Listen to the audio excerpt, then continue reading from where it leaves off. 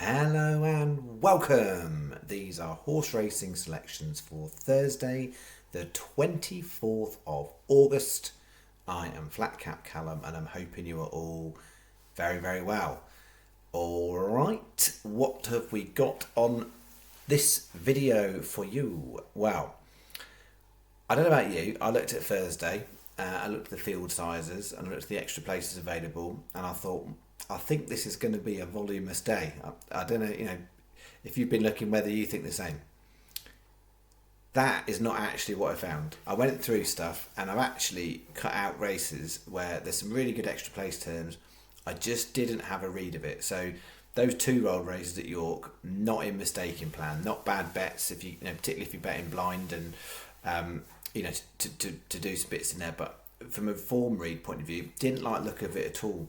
So I've only actually got stuff in 2 races at York, the 3 o'clock and the 5:20, and in total I'm only backing nine races, 14 horses.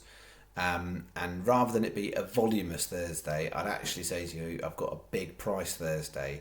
So there is some prices knocking about. So it's one of them days we haven't had for a while actually, where I think you look at the bets and those people who are just popping in and having a look through the window will just look and go, surely not. He's absolutely ripping the piss out of this lot. This is not a real channel, is it? Where people genuinely seem to think that they do all right out of it. It's one of them days. So if you like them days, brilliant. We've got 3 lucky 15s and a combination double, £25 stake and a quarter. I did mention in the comments if anyone's read it, but I was originally going to do some stuff on this video for Friday, and I've gone through York at Friday. It's not great English, but you know what I mean. And I got nothing stand out, and I thought, well, maybe I thought originally I was going to do a bet, and then I thought maybe I'll just even pick a horse out, and I was like, nah, there's nothing I'm liking strong on Friday at the moment in the way the markets are. There's a couple of other races on Friday I'm looking at. There's a race. It's a decent sized field at Newmarket, but it's not been properly priced up yet. But there's a horse there I'm having an eye on. So the plan is I'm get this video done with my Thursdays, and then there won't be another video on this channel until Saturday. But if I do think there's anything worth doing on Friday, when I can kind of look a little bit closer, I'll put something in the comments. But it's not going to be a statistically recorded selections or whatever it might be. I don't know whether I might find 1 or 2, or whether I might find 4, and you choose to put that in lucky 15. But yeah, I didn't really like the read of Friday from this point. Funny. I kind of got more involved in York on Wednesday. 2 races on Thursday. Not looking that keen for it on Friday. We'll see how we go Saturday. But yeah, it's not what I expected to find. So that is that. Before I do that, I need to go through the performance of Wednesday, and it started well. We had some nice places, and some pretty good from a percentage point of view, and then we had a right gap in the middle, and then we finished with a winner, but not good enough ultimately. So we had quite a few start well, and then kind of start well, then got unlucky, and then no. So Mackinac was my number 1 selection in that race. Ran a credible race with a really nice bunch finish, 4 horses. Unfortunately, Mackinac came off worst, so place but not a winner. Then when Solent Gateway went from the front, and that held on for a place. So we had 2 places there. Star of Lady M. If you did not watch that race or pay attention to that horse, I think it's well worth having a little look. I think we were shades unlucky there. So that horse was drawn just inside of Designer that went on to win the race on the far side. If you look where the horse finished, it was on the near side rail. It literally went across the track. Joe Fanning seemed to take it, weave it across the track the whole way. If that horse had run in a straight line, it would have got to the finish line first, basically. I appreciate he was trying to find ground or better racing position, but Designer did not cut across the track in the way that horse did, and they came out the stalls in a pretty similar position, but that horse drifted all the way over. I think it was 33s at the end. Really tight finish. I think for 4th, it was something like was it 7th? It was a neck, a head, and a nose, or something like that. It was not far away. But have a look at that race, and you'll see. I think we're a bit unfortunate. That one, not unfortunate. That was last. That was bad. It was a bit of a punt, that one, but yeah, no good. So place double back on that. This one struck out. That one technically, well, did place for Sky, but didn't count for anything anyway. Unfortunately, the max we can, that pulled up with an injury. That didn't look very good. And looking for Linda, ran with credit, but didn't hold on for a place. So nothing back off that one. Combo double, we had Mackinac and Alligator Alley. They both placed going on to Solent Gateway. So small profit on bet 3 for the combo doubles. We had 2 place doubles. This one again, we started off well. Cherry Cola was second, I think it was. Havana Gold Rush third. Then Future Proof. That's the one. That is the one. So it prevented us from having a really, really nice bet on that. It went from the front and faded, and it was 5th, and we needed 4th. And then we had Moyville Alas that was 4th, but only paid out, I think, for Sky, Unibet, 365, and Paddy, which wasn't even in the reckoning originally on this bet. So we were one out the placings for 4 bookmakers getting a quad place on some nice price on that one. So it feels like we're in one of them periods where knocking on the doors. So yeah, we had a little touch on Sunday, but that only counted for Sky and Betway. But there's a really slim margins, but I'm happy with where the horses are ended up at the moment. That being said, then it didn't go so well at Kempton to start with, so we had Cherry Cola and nothing, and then we finished off with the Kempton bet, which didn't save us unless you were 365 potentially. So no good on that one. It was 150 to 1 shot that got the 3rd place. I wouldn't have picked it. Then that wasn't close enough, and then we had a right disappointment at 822. Cost me off the channel certainly. That was the leg I needed to land a few things, but no good. And then Angel of Antrim got even shorter and won. It was a real nice little head bobber that we got come out on the right end of.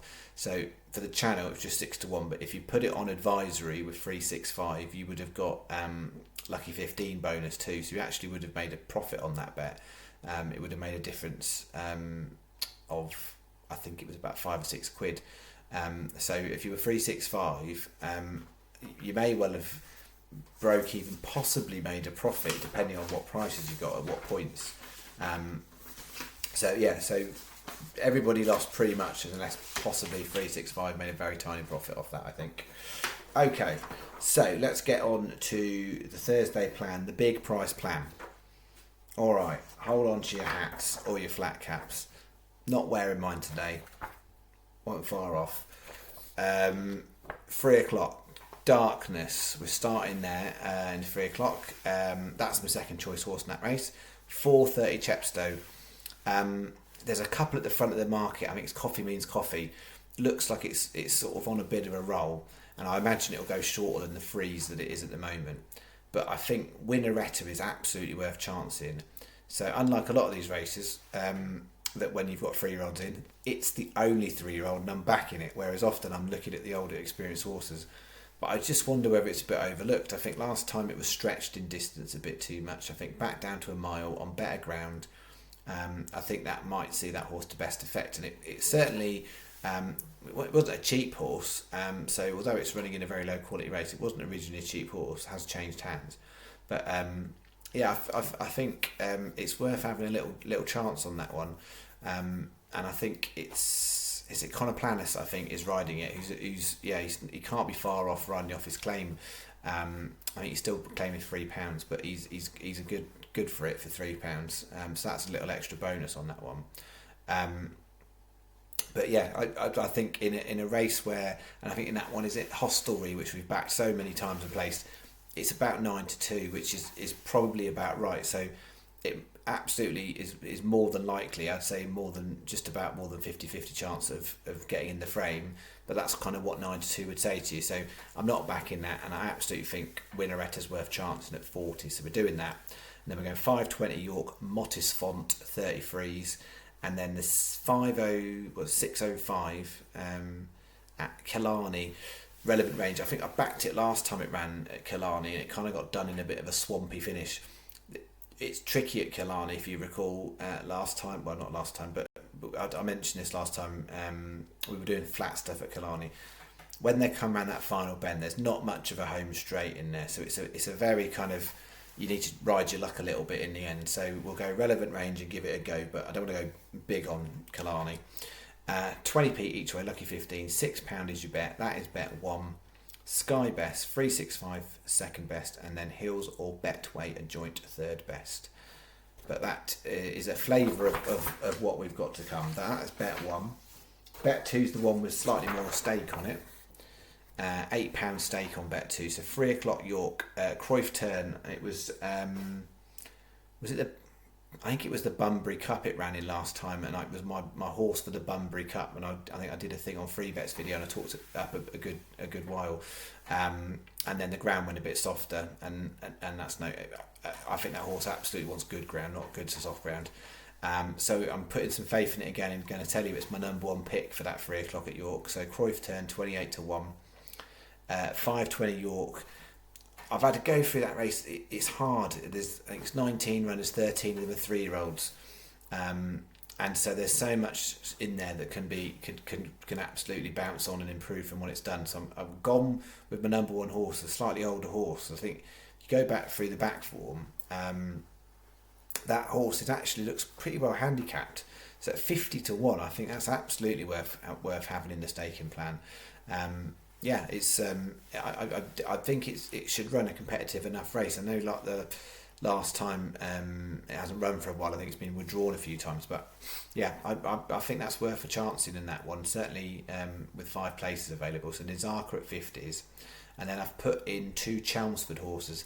5-8 Chelmsford Estrella Star, which we've taken before, 10-1, and 8:35 Chelmsford Star Jick, 28-1. So that is a 20p each way lucky 15, so that's £6. 50p each way single, we'll go for an extra single on the 50-1 shot, I think that's worth it. And then I'm going to do a 50p each way saver bet there on the 2 Chelmsfords, Estrella Star and Starchick. But they both place, then this bet turns itself a profit. So that is £8. Sky best, 365 next best, then Hills or Betway for bet 2, same as bet 1. So those are those. Alright, combo double is bet 3. We've got the York 3 o'clock, so I've got Cruyff Turn Darkness. I've added in Tawada and Point Linus. So we've got 4 selections in that 3 o'clock. Going on to my 2 selections at big prices in the 5:20, Nizaka Motisfont. 8 times 25p each way, doubles, £4 is the bet. This one, Sky best, then 365 or Paddy or joint second best, because you'll get 6 and 5 and you'll get bog on that as well. And then Hills, Betfair, Betway, same place terms as 365 and Paddy, but you won't get best price guaranteed. £4 is the bet 3. And if you liked the look of bet 1 and bet 2 for tasty prices, here's bet 4. Alright, this is a real bet. I am genuinely saying that this is a good bet. 5:45 Leopardstown, below deck. So we've got one of the Luke Comer horses in there, which as regular followers know, I do follow his horses. I wasn't on the 2 the other day. Was it 200-1 winner or 200-1 third place in the same race? I wasn't on those. I do think below deck is worth having a little look at. I think he's got a notable jockey booking on there as well. Wayne Hassett's riding, who's a really decent claimer. I think he's won 5 already this season, claiming 7. I think it's twice he's already gone out for Luke Comer, and one time the horse went a bit wrong, and the other time I think he ran a creditable race on a horse that hadn't really got much experience. So I think there's bits in that form that say Leopardstown, good ground, that sort of distance, it's not completely out of it.